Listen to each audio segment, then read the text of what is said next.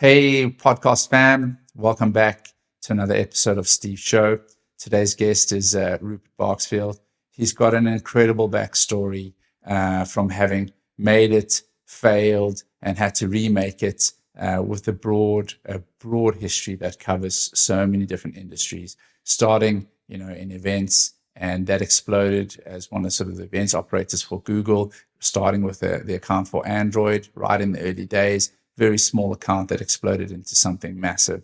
From there, he went on to establish his own agency and saw a lot of success and then some drastic failure. He talked very honestly and openly. One of my great interviews. He's so authentic, so approachable, and we covered a lot of topics like what it feels like to have the world completely collapsing personally and then still have to put up a brave face to go back and rebuild yourself, literally building hardware and solutions within his own garage, following the footsteps of his parents. So it was a really authentic conversation and managed to take away a lot of learnings from Rupert in terms of what it takes to be an entrepreneur, what it takes to rebuild yourself, what it takes to really go above and beyond, and keeping a humble and honest approach to life.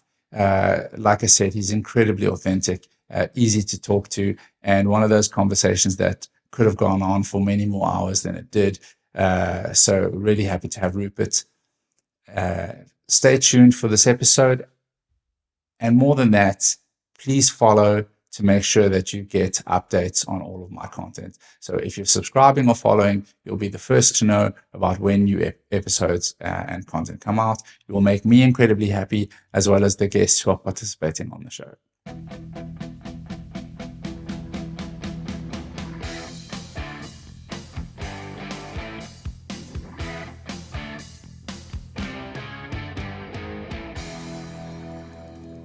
I'm going to start right at the beginning of where we met. All right. We met in the dark in a forest in Sintra. I think, just starting off there is that we were both on a medicinal journey through ayahuasca. It was a really good experience. Yeah. And two things struck me immediately about you. The first thing was that I was really glad you were sitting next to me. Because the person just next to you was having a really tough time. So I was like, okay, that's a good buff for us. Yeah, no, thanks for that. I took up for the team, I think. Yeah. And the second part is that you were really helpful in a moment like when you were working through stuff. I appreciated how much you reached out to someone else who was like going through some things, regardless of what happened. I was just like, I thought, this is a person I definitely want to know. And then through some research, got to know, geez, wow, you've got this like background behind you, like. Just from what LinkedIn says, I'm sure you're more than your LinkedIn profile. You Googled me? I Googled you. Oh, there's going to be some bad stuff that definitely came up from that. No. I was actually, I was very, very restricted to just business. So I just looked in LinkedIn. But this journey of yours is like, LinkedIn says events manager, and then from there it's into marketing, and then you flow from marketing, then you end up in crypto, like in a CEO role for Amulet. Yeah. Like what drives you to take a journey like that? Like, what is it about your DNA that has led your journey? Oh God, I honestly think I was born with it. Like and that's not to say that you can't, end up in an entrepreneurial flow or journey, but it's just more the fact that both my parents were entrepreneurs, and I've got two other brothers. One of them's works for a huge investment firm, like the biggest investment firm in the world. Normal job on like customer service, very senior now, but like customer service role. The other one's a orthopedic doctor, and so I became the entrepreneur. And are you the middle, or which? I'm the youngest. The youngest. Okay. But both my parents were very clearly entrepreneurs. Although at that stage, especially in the UK, entrepreneur was a bit of a sort of a rude word for describing a business owner. It wasn't like, if you were an entrepreneur, it wasn't celebrated like it is now, and it wasn't like the American dream that we've like kind of seen from Silicon Valley and that kind of stuff. Oh, he didn't make it, so now he's figuring it out. Yeah, exactly. Yeah. And the UK has always been like, I don't know what it was like growing. I'm assuming you grew up in SA, yes. But certainly that kind of British mentality is if you fail, don't worry, there's a job over here. You can go off and do that. You never have to do that again. You never have to talk about it, which is not the mentality that you should have for sure. If you fail, you should learn from it and move on, and we can talk more about that. But my mum and my dad, they both ended up running their own businesses. My dad had an engineering firm, so he was a mechanical engineer and an electrical engineer. When I was born, he had started a business in the 80s, and it went gangbusters. And they were doing these big control systems for industrial design and industrial flow systems. Anyway, he had a founder fallout. At that stage, it wasn't a founder fallout. It was never called anything like that. But now you look back at it, there are three of them. He said, "I want to take the company this way." The other two said no. He got chucked out, lost a whole bunch of cash there. That company ended up a few years later went up and folded, and his new one went to the moon because it went the way that he wanted to kind of take it.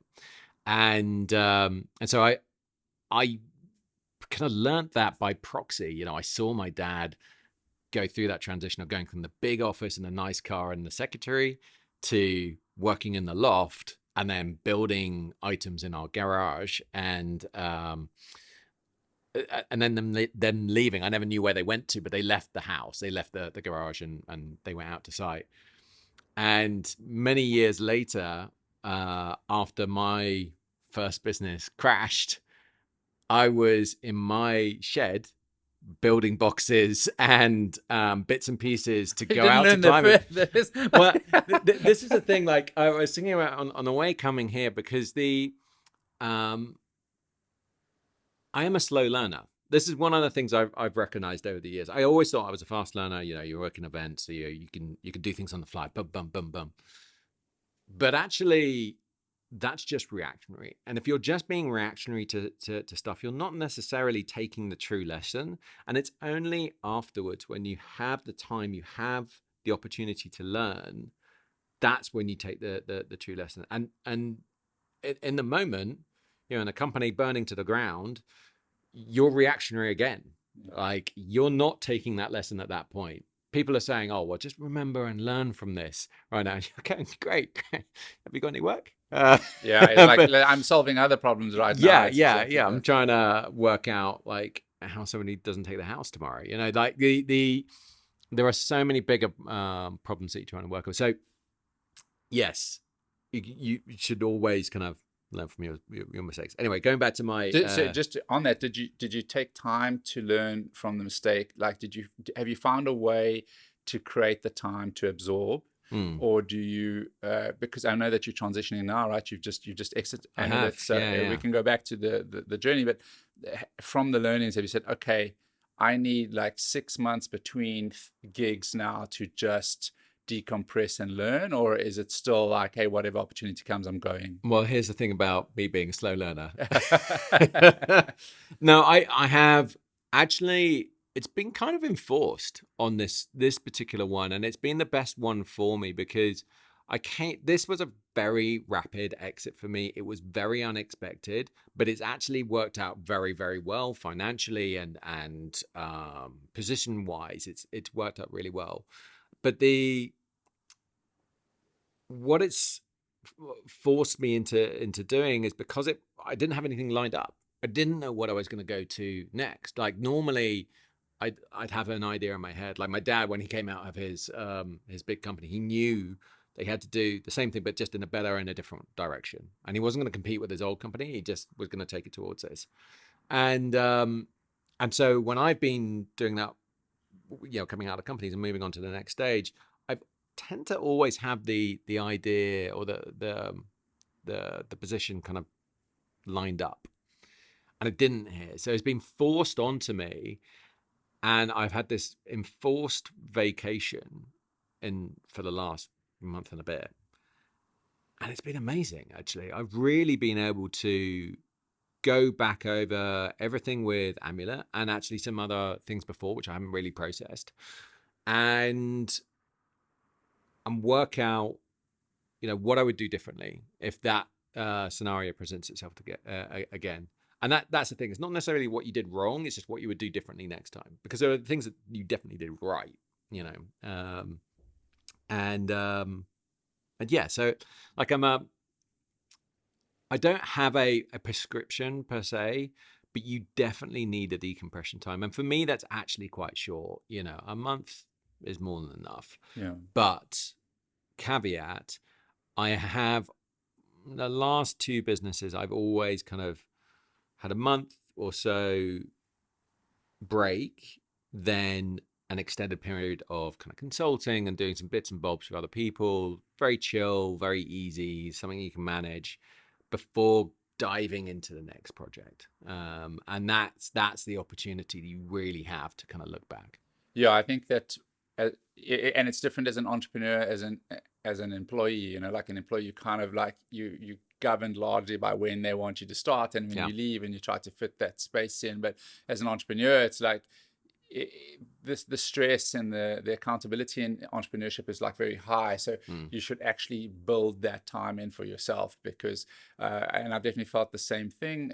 You know, with Zomato's sort of global exit and us picking up and running with it, is it was literally running into something like full speed ahead, and it's like, well, have we really digested everything? You know, we weren't really given that opportunity, but I've kind of made that time now, and I'm like, I'm a lot clearer on things. I think back and I'm like, yeah, like there's no right or wrong, but you're like, I'm very clear on this could have been better, or maybe this was a bottleneck here that I wasn't acknowledging, etc. So it's been, I don't know if cathartic's the right word, but just that time gives you that time to breathe.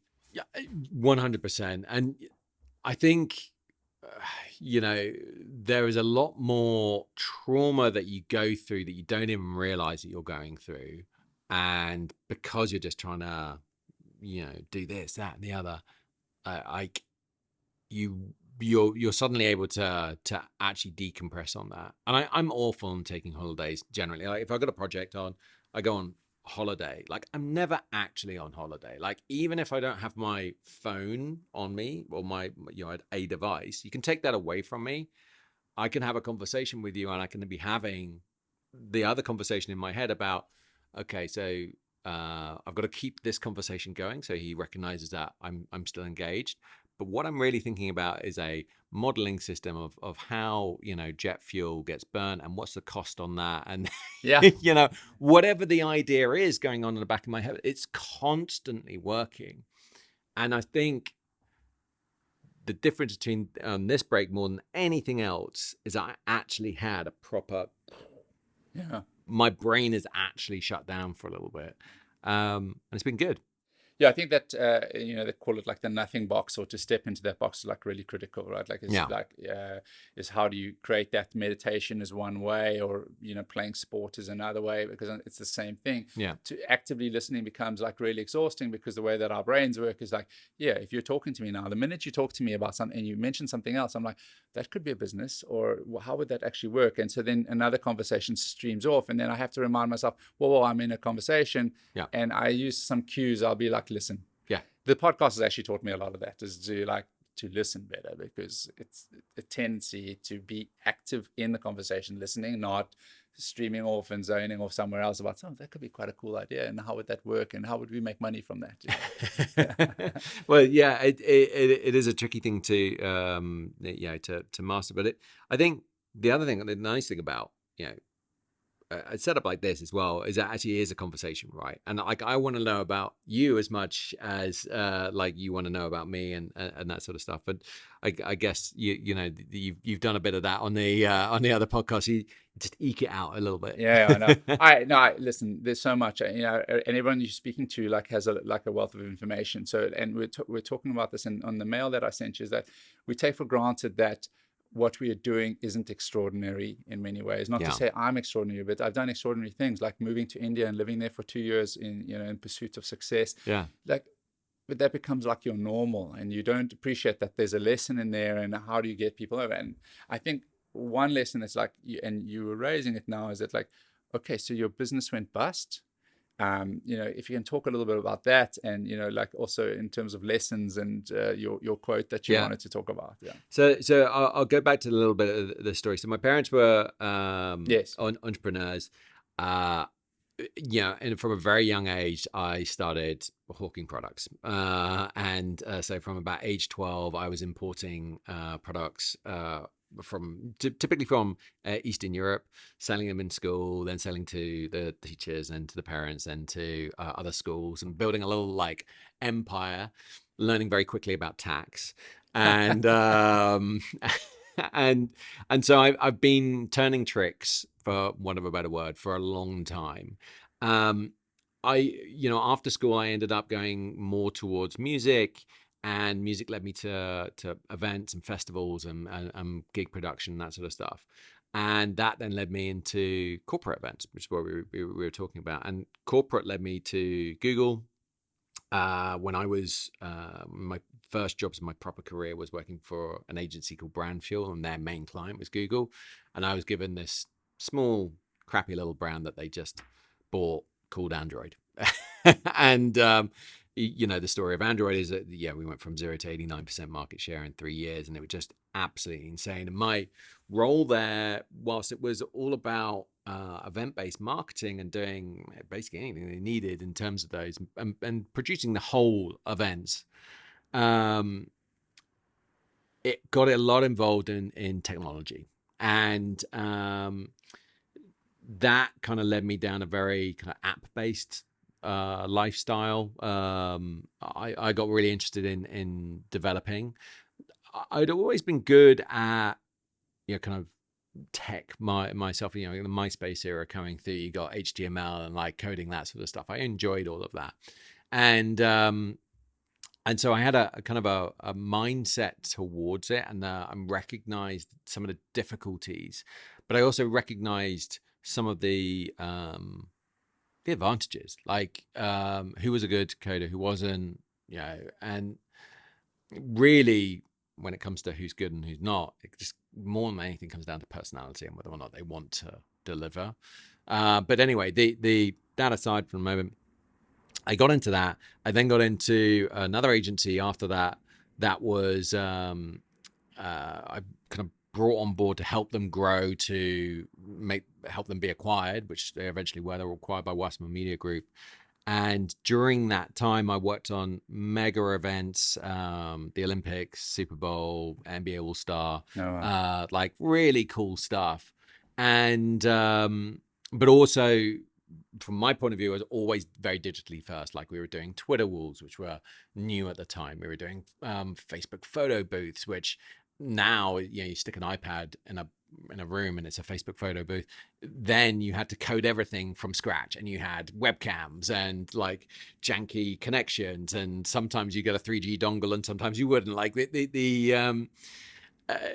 these things were very Heath Robinson. It was the start of that very tech being integrated into events was like so new at that stage.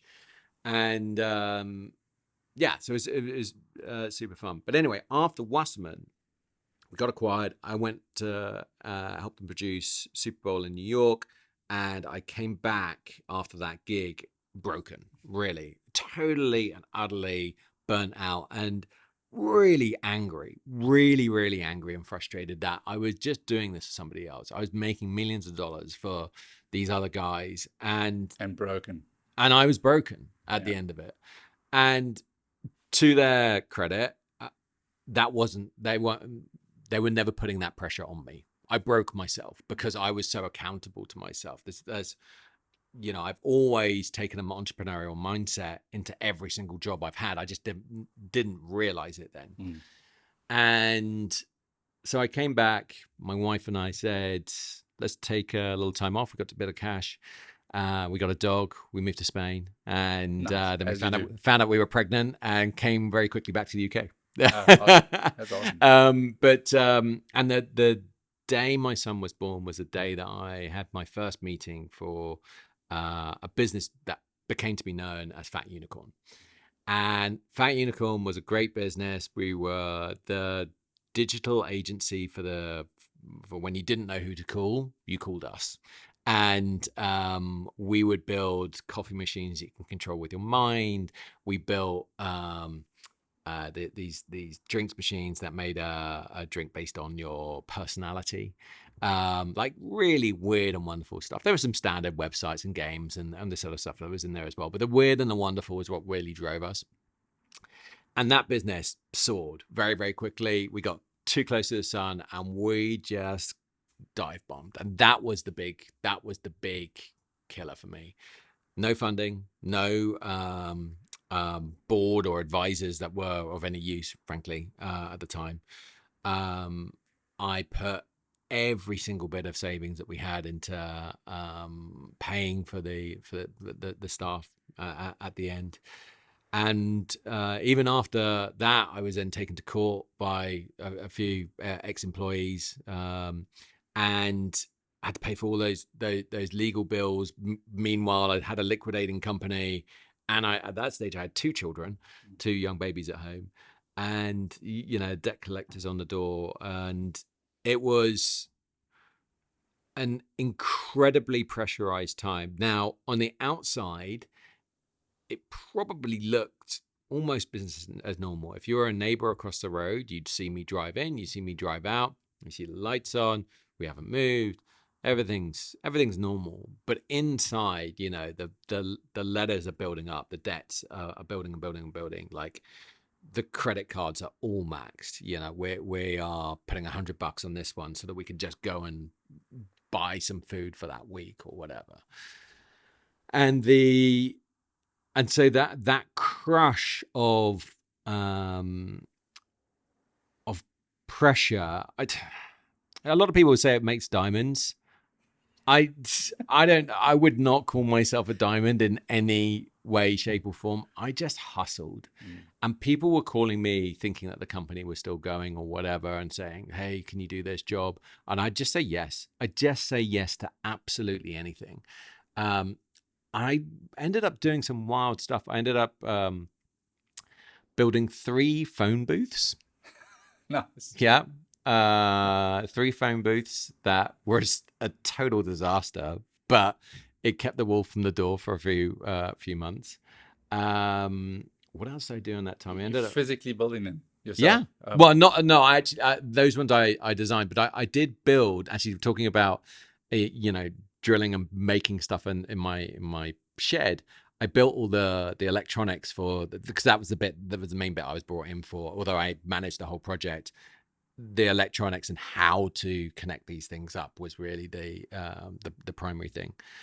I built it all myself in my shed. I used some of my dad's knowledge, and we built it together. I ended up building a Yell booth. Yell, the Yellow Pages. Oh, yeah, they rebranded to Yell, I think. Okay.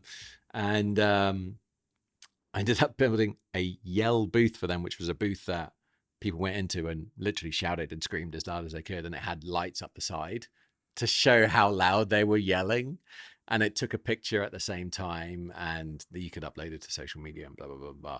I built all of that, and the lighting system for that I built with my dad in his workshop. So what is that? That's crazy. Like the sort of the tick in me wants to, like, well, how did you do that? But I was like, but like the point is, like, you had to do this, right? Like, there's no one to fall back on. You were hustling. Absolutely. Like, I'm totally hustling, and I'm making quotes and budgets off the cuff. Yeah, like I think I think that's going to cost 10 grand ish. Yeah, and I've got in my head like maybe it's going to cost me about 6, so I'll take 4 out of that, and then you go and do some research and you go, it's going to cost like 8. And then it's like 9.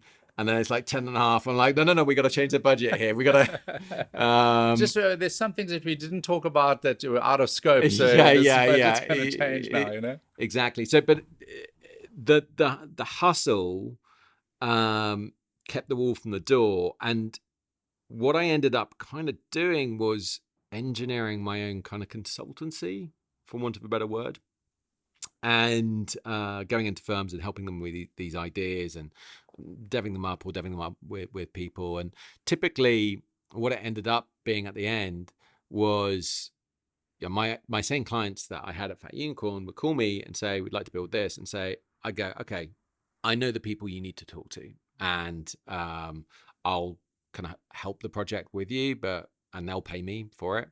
But this is, these are the guys who are going to do it for you.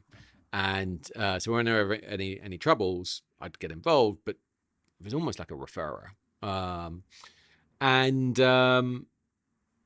that's what that ended up being. So that gave me a lot of time to think, and the time to think drove me into what went wrong on Fat Unicorn. Why was I so exposed? And one of the big things that left me so exposed is I didn't know anything about finance. Like, at that stage, if you asked me what a bull and a bear market was, I didn't know. In fact, I remember vividly a co-founder of mine, the business after that, I was in a pub with him and I had a bear t-shirt on, and he said, "You can't wear that t-shirt."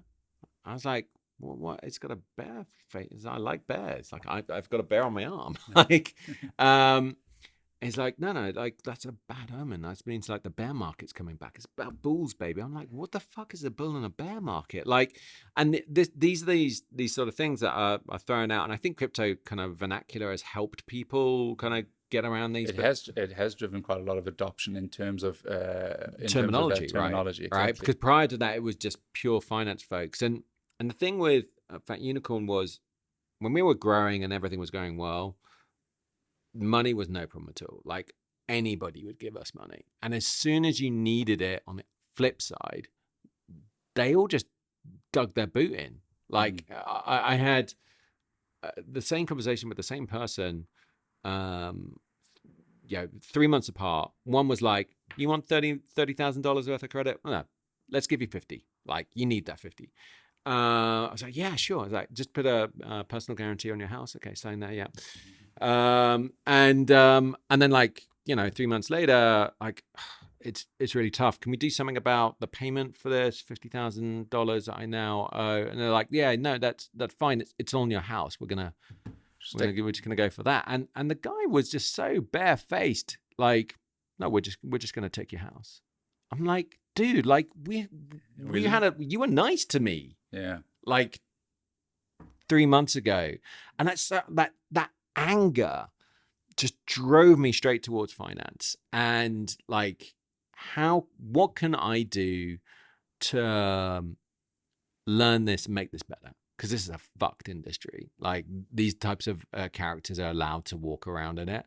and just it doesn't evolve fast enough, right? Like, Yeah. you're saying, actually, as a business owner, the type of finance I need isn't always in the best times. I need the finance that carries me through the lean times. Yeah. Right? Like, and they're not modeled that way. They're Yeah. like, no, we'll back you when you're good. We don't back you when you're bad. Yeah. Like, right? It's and then the rules around that, like, there's no like humanity, if you can say, within that. So like, entrepreneurship can be incredibly lonely like that, because it's, when you're good, everybody wants to talk to you, everything is good, but you carrying the flag of, like, trying to be normal when it's bad, like, even though, like, no one will talk to you now, no one will sort of help you out. It really is a very complex and emotionally draining sort of process. It super is. And you realize, one of the things I said, before we started recording, was the one of the things I've come to learn is, like, potentially who you can trust. And actually, the only way you can do that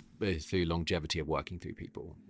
So if you meet somebody and you go, "Yeah, let's start a business next week," it's a really bad idea. And there are certain people that you can have a much stronger vibe and bond with, but for the sanity of both of you, you need to have at least a few months under your belt, working really close together before actually taking that leap to actually do something. Yeah, I find that also, so that relationship mix is, like, really critical. And also, you need to play to each other's gaps, right? Like, or weaknesses, because that tends to be something, is like, often, if you're both good, like, ideators and strategists, but none of you is the workhorse, you kind of need that person to, like, "Okay, well, this is the execution," right? Like, and so that can also, like, kill ideas. I've had a lot of ideas killed on the basis that, like, we both thought it was a great idea, but none of us was really actually the necessary workhorse. You can get it to a point, but you just don't get it past that. And then timing is another factor, right? Like, 100%. Yeah. And this is, that there is, again, saying before we came on, like, I spent a lot of time of late, I think in the last few years, recognizing more about, trying to learn more about what I'm not good at than what I am good at.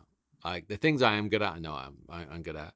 And then it's recognizing, oh, actually, I'm not as good as I thought I was at this, and there is somebody that's better at this than me, and I need to pass that off, and limiting down what your scope is to actually quite a limited amount of things.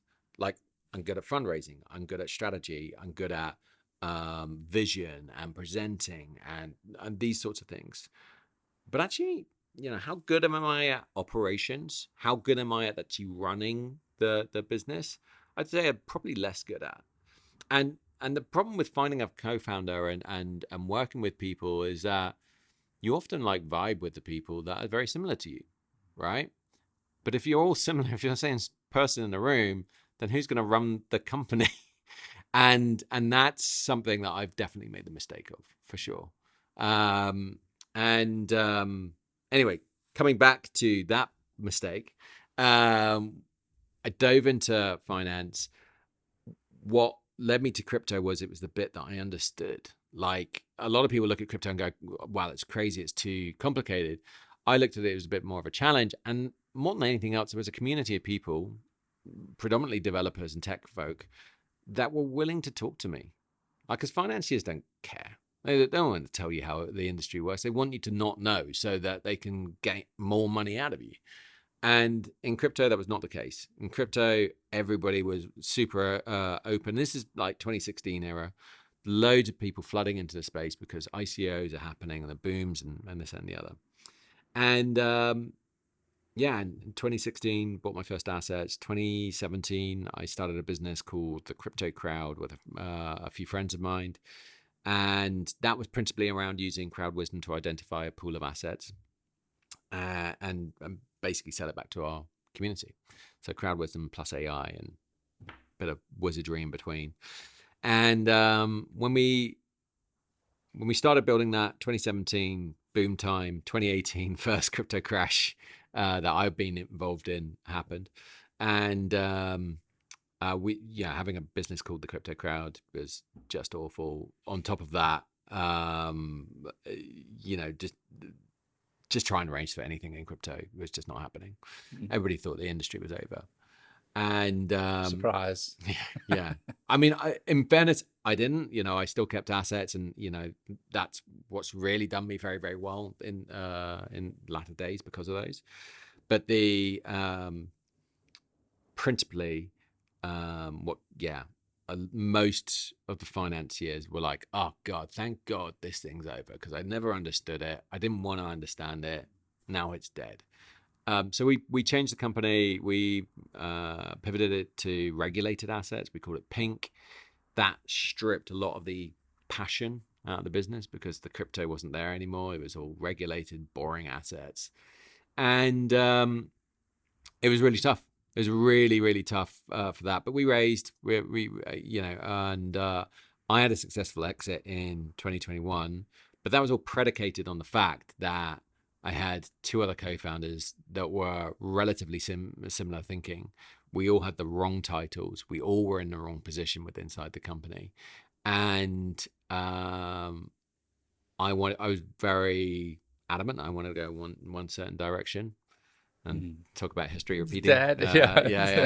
Three co-founders. Yeah. I was very adamant. I want to go in this direction. We had a bit of cash in the bank left from our previous funding round.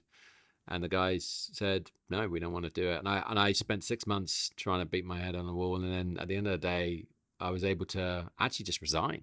Yeah, it was in a position that people advised me and said, you can just walk away. You can just resign. You're in a great position here. So I did. And so I resigned, and I gave a whole bunch of my shares back to the company. I sold some to to my other co-founders and the investors. And so on the surface, again, successful exit, but not like I didn't buy houses. It was more than anything else. I was able to get out without any. Didn't get burnt. Yeah. And that company carried on for another 18 months or so, and then hit the buffers, sadly. But in the meantime, I went back to kind of consulting and grabbing bits of work and this and the other. It was an NFT boom at that stage. And when was this? This is 2020-ish. 2021. mid 21, and towards the end of 21, I started working with a firm called Insurace, which is a DeFi insurance protocol, and they asked me to look at some stuff for them. And the resultant of that work was we should build a new protocol called Amulet. And then they were like, "Well, you're free at the moment. Do you want to do it for us?" And I was like, "Hell yeah, I want to do that." And like going into an industry like insurance, like I don't know anything about insurance, but I did by that stage I understood a lot about finance, fintech, regulation, crypto from the icy area, and now we're in a new bull run on the other side of things. And I had a really big network in fintech and crypto from that. Yeah, a lot of my early network that I'd made in 2017 had now gone on to be doing like really big stuff. And that is it's actually one of the takeaways that I hadn't thought about talking about here, but is that you meet these people and you don't actually know where they're going to go on to in life. But I'm one of these guys, and I think you've recognized this, that I just try to be nice. I try to be helpful. If somebody asks me for a connection or this and the other, I just make it happen.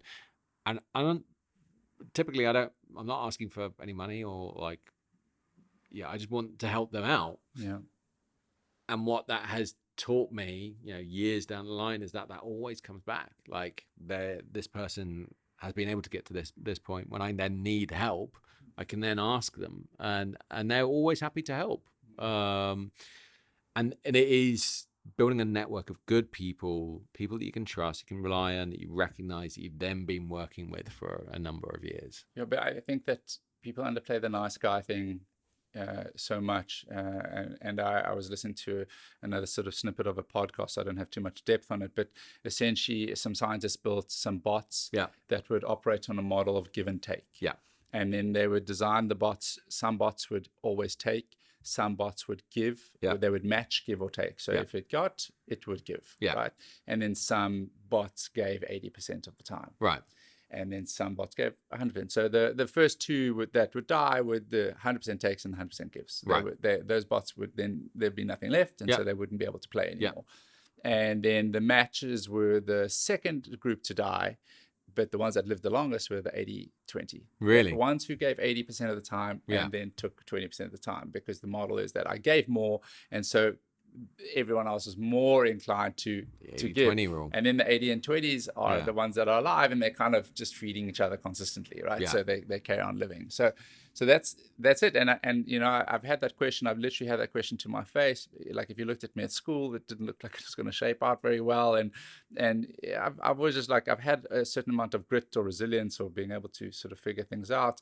But someone said to me, like, how did you get here? Yeah. And then repeated the question immediately, how did you get here? And I was like, I'm not sure how to take that. Is that an insult, or is that are you confused that it shouldn't have happened to me? But what I really just thought about is like, and I just said, like, I've always just been a very nice guy, and I think some people like having me around. It's like, that is it. And so I always put myself in a position to say yes where I can, provided I'm not going to go to jail or do something like crazy. Of course. But it really generates a lot of good people around you, and I think that's you have to be very conscious of how you manage the people around you, so that you don't get completely pulled apart. But giving or being the nice guy really adds a lot of value in terms of opportunity. I think so. And actually, there's a great kind of example of this with and the only reason why I've got this top of mind is I've just listened to it, the Costco podcast by Acquired. So Acquired is a great podcast. It goes through the history of lots of different businesses, but the Costco one that they've just published is all about the kind of father of that big box retail, and I think it's Saul Bernstein, I want to say, Saul somebody, and he actually didn't create Costco, but he created the two predecessors to Costco. And the first one, you could argue that he kind of got screwed over. But on the second one, which was Priceco, was acquired by Costco, and they ended up paying 30% more than the shares were worth just because they wanted this to be a good acquisition. They wanted it like everybody would be happy, everybody would be friendly. And like if you go into that business, the morals of that business are exactly what drives its growth. So interestingly, if you're a director in the United Kingdom, your only fiducial duty is to provide return for your shareholders. That's your only duty. Nothing to your employees, nothing to the quality of the product, just return to your shareholders. With Costco, that might be the fiducial duty in the States. I don't know, but they've got their 4 rules, and shareholders are 4th on the list. It starts with don't do anything illegal. It's being good to your employees, be good to your suppliers, then be good to your shareholders.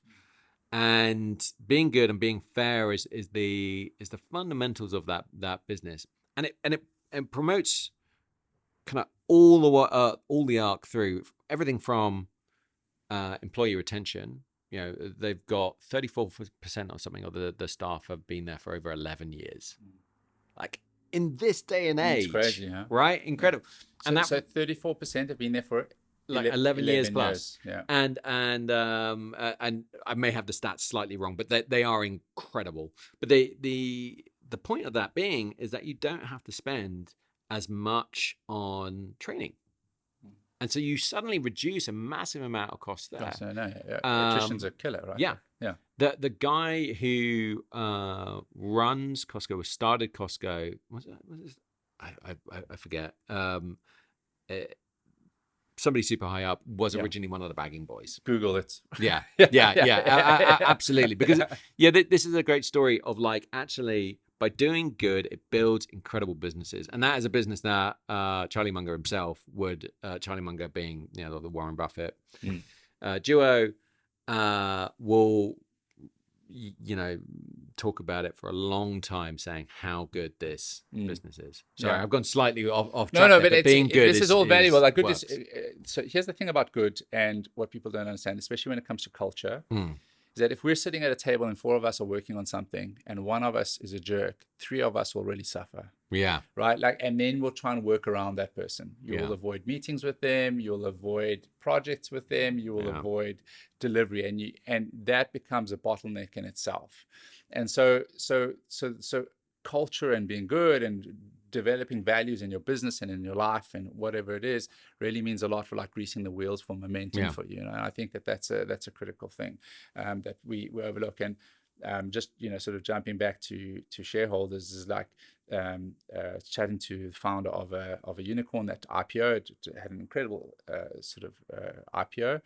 And he was sitting with the investors, the original investors, and they were giving him grief about the share price.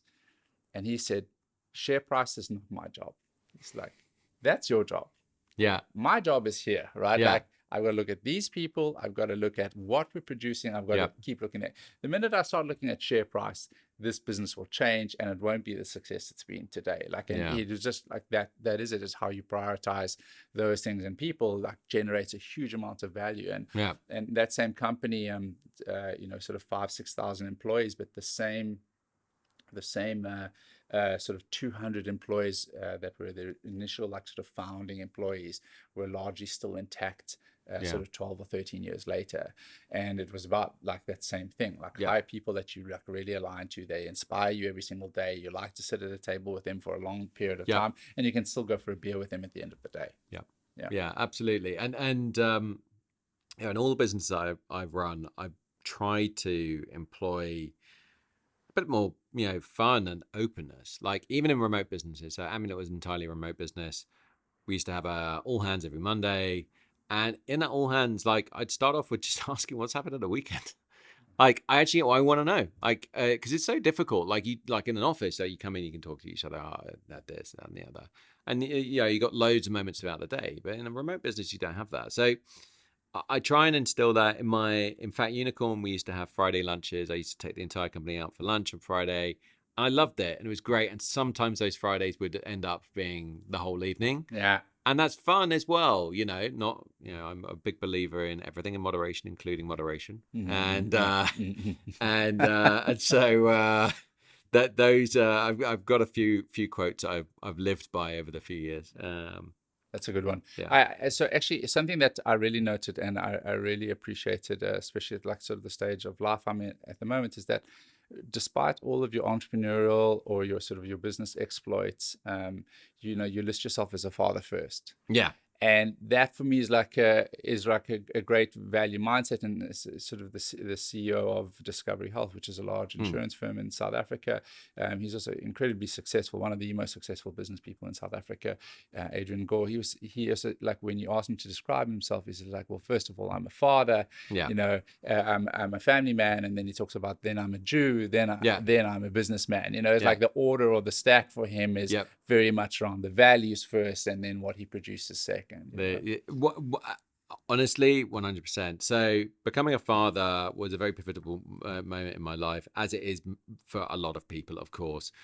But what it told me for the first time ever is that we are totally useless as human beings. We've got one function on this world, and that is the only function we can do is reproduce. And everything else around it is circumstance. And so now that they exist, my children, cost centers 1 and 2, which I love more than anything in the world. But everything I do is setting up for them. Like, there's like, yes, I want to have fun. Yeah, I like to ride in helicopters and go on super yachts. Yeah, of course, I want to live that kind of Instagram life that apparently is so easy. It looks, like, if you just follow influencer X today, you'll have that life too. It'll be done. I think there's an online course I can pay for, and I can become one of those. We spoke about that, like about the stuff you're going to end up subscribing to. So they do become millionaires, but you don't. Exactly. But I do like having a nice life, and I spend money on me as well, but ultimately the investment of what I'm doing is to put it into them. And also part of that investment is the time in them versus the time in work. Because I've always been a workaholic, right? So often with entrepreneurs. And if I take myself away from work for half an hour to go and play Switch with my son, that is me investing in time together with him. And that investment is valuable to his knowledge. Like, some people will say, hey, you're just naffing off and playing a game console with your son. How valuable can that be? I look at it like, I love video games. We both love video games. We connect on that. We talk about strategy. We talk about like how these people are going to work, against what we're doing. And like all of these things you learn through play. So you learn through play, you also learn through mistakes, right? But you very much, at a younger age, you definitely learn a lot more through play. Yeah, it's a big thing. I think, for me, my definition of success is ownership of time. And so what's the financial number that lets you own that time? I think that being present for my kids is something it's hugely important to me. Yeah. My mom had to hustle as a single parent, and we never wanted for anything, but the cost was presence from her, And so, looking back, it's like, okay, I want to do both, like I want to make sure that I do hustle. I'm also a bit of a hustleaholic, but the thing for me is actually, I like picking up my kids from school, and I like having that silly conversation with my daughter in the back, or doing the ogre game, like it's that stuff. And I feel I'm present in your development. I know kind of what you're thinking about things or how you feel about things. And I think that that's first. And so everything else should support that. So I appreciate it's not for everyone. It's no judgment, but so to be successful is like, okay, I want to own my time. That means I dictate what I do when I do it and how that fits my life. Yeah, 100%. And you can look at the multi-billionaires or millionaires around the world, and they spend a lot of time there with their kids, but then they're also out on a shoot here or doing this here or whatever it is. But ultimately, it's you're only seeing a tiny snippet of their lives for once, and it's all very curated. It comes down to what's right for you. And what's right for me is owning my mistakes, owning my time properly, knowing what I'm good at, what I'm not good at, and just kind of focusing on going forward from there. I think so. I think it must be a fair point transitioning from like traditional employment into entrepreneurship or figuring it out by yourself, right? Like there is a worry like of going into the unknown and saying, okay, I don't know when the next paycheck's coming, I don't know where the money's coming from, or like I think that not all of these things, when they are a runaway success, the story's already been told.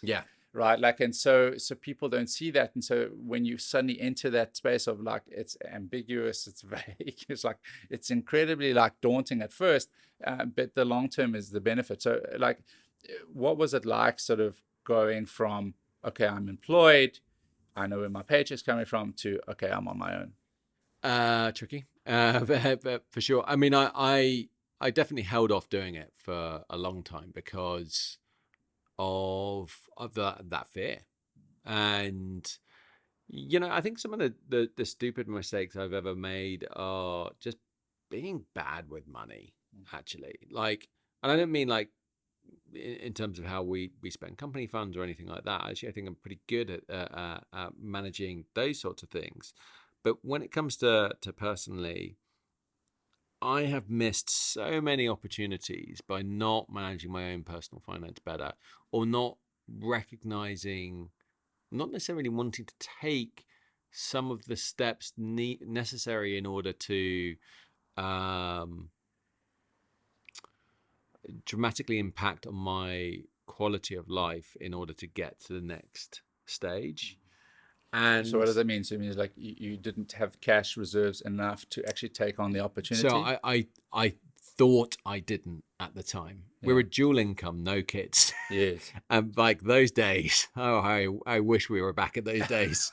I thought we couldn't do it. Like I was so terrified. I mean, I remember back at Brandfield, I had this conversation with the CFO there, who's still a very good friend, and I was like, I was almost in tears, and no, not almost. I was in tears about this. That I was so worried about what I was getting paid and like what the cost of children would be. And this is years and years before kids, right? But I was worried about the cost of them, how I was going to get from where I am now to where that needed to be. And I just couldn't see a path. And she had already got that to that point. Very wealthy. In fact, I don't think she ever took any money out of the company. She was a phenomenally overqualified person, incredible mentor to actually be able to draw from over the years. And she basically said it'll just be okay. Like a mum. Basically, she said it's all going to be okay. You don't kind of have to worry about that too much, because I was so focused on the end goal that I wasn't focused on the step. And as soon as I ended up taking the step, all I had time for was to do the next step, the next step, the next step. And so I haven't been really focused on the end goal, although like every now and again you get the opportunity to kind of refocus and re-strategize and kind of go towards that and move pots from here to there. And you'll solve it, right? Like that's the thing, you will solve it. No matter the path that you've taken, you've had to solve up to that point anyway. So the belief that you won't be able to solve what comes up is the thing. I think fear of failure is always sort of thrown around, and I think it is valid, but I think that more than that is just like fear of unknown. And if you just take confidence in yourself, saying, I can solve stuff. I do, provided you're going into something you have some knowledge about. There'll always be areas that you don't know about. Like the ideas become clear as you start them. But you should just have confidence that, hey, I can do it. Like, I'm going to do it and give it a bash. 100%. I don't think entrepreneurship's for everyone, and I'm not trying to plug it as better than one or the other. Some people become great entrepreneurs within businesses. Yeah. I think it does allow a lot more freedom in life. Honestly, I'm pretty envious of some folks who are, high up the corporate ladder and just have this really lovely quality of life, and they're just happy. And that's my biggest struggle, is that I am happy, but I can make it look very easily that I'm not happy, because I'm always trying to go for the next level, always trying to do that. And I think in this transition in my life now is that actually I've got to a point where I can be like, you've got quite a lot, you've done really well, and you don't need to get to that level. You can be happy with what you've got. And that, I think that's my biggest personal challenge that I'm trying to work through now, which sounds like, oh my God, male white middle class problem 101, right? Yeah. But everybody's got problems. If you've got a problem or you haven't got a problem, it's a 1 or a 0. They're all exactly the same size. It's either 1 or a 0. Yeah. And, that's my problem right now. It's a big one for me that I need to work through. But at the same time, I'm still going to go home and sleep in a nice bed in a nice house. Yeah. I think that, like problems, and that thing of just about problems are 1 or a 0 is like actually 90% of the problems in your head. Yeah. Yeah. When you suddenly put it out into the world, oh, it wasn't that big. I was talking about this earlier. It's like I have a tendency to overinflate a problem, which causes procrastination. So then I just don't even want to think about it. Even if you mail me on it, I don't read your mail straight away. I clean it, Yeah. And but actually, when I was like, okay, what is this? Okay, actually, I can solve this in a couple of hours. And it's done. We've spoken about a lot today, and I think that the one thing is like that I just want to sort of close on is that have you had a specific moment in your life where you can clearly say that my mind changed? Like, I've had this alteration that I realize I will never be the same again. Tough question on a long time. It is a tough question, but it's the one that instantly comes to mind is that point when Fat Unicorn went under. And it wasn't so much the exact moment when it went under and I had to sign the liquidation documents. It was the point a few months afterwards, at my seriously lowest point, and literally I could only go up from there. That was it for me. That was and I had to get to that point. And around that time, I was watching a program called Discovery Gold Rush. I don't know if you've seen this. Is that the one where they go into the like the Alaskan peninsulas there? And I'm an absolute avid fanatic. Parker, if you're watching, I love you, man. Which one's Parker? The goatee guy with the like? No, that's Todd Hoffman. I think you're Todd talking Hoffman, about, who actually came out with the quote, which I'm now about to iterate, which is, I don't think he had it, but all lessons cost money. The good ones cost a lot. Yeah. And I was watching that series. He was in the process of losing his business at the same time, and but of course, dramatized and televised on Discovery, but ultimately the same feelings. And he came up with that quote that all lessons cost money, the good ones cost a lot. And I was like, shit, this has cost a shit load. I've got to learn from this. Yeah. And I don't know if we said it before or I said it in the podcast now. I'm a slow learner. Like you said it in the podcast, but perfect. That's one of the learnings that I've had to learn is that I'm a slow learner. I don't take to things that quick. I got asked. I play paddle a lot now, and I got asked this morning, like, how long have you been playing? I was like, 8 months, and they were like, you probably should be better than this. But I've come to learn that I'm a slow learner because I can react in the moment and I can get the right decision done and I can do things on a reactionary level. But to actually learn, I need time after. I need to analyze, I need to recognize, I need to put into practice what to do next, and you need to practice those actions. Like, it's not just going, oh, that happened, I know the answer to it. You've also got to practice those to make sure that you're better. And also, like, if you're a slow learner and you've identified this weakness, like, you don't spend time trying to become a fast learner. No, just fill that gap. Yeah, right. Like, I say, okay, so who's going to fill this gap for me? And I think that's also like how you sort of optimize yourself. You're not going to spend time there. You're going to say, okay, cool. Still activities that I want to do. There's practices that I have to make. I know that it's going to take me longer. So paddle's okay. Yeah. But if you're in business, you would look at that differently and say, okay, this is a new space that we try on. Who's the fastest blood we can inject into this thinking, right? Yeah, 100%. And it's just coming back to the paddle point. One of the things I've done is that I've changed what I say. So, being British, you go, oh, sorry, I lost that point. Sorry about that. Sorry. And one of the things I've started doing is saying, thanks for bearing with me. And that shift has enabled my internal, I don't care what other people think, but it works for me that thanks for bearing with me, I'm learning. Like, and I'm enjoying the game, enjoying it a lot more than getting frustrated. I can't hit that damn fuzzy ball. Yeah.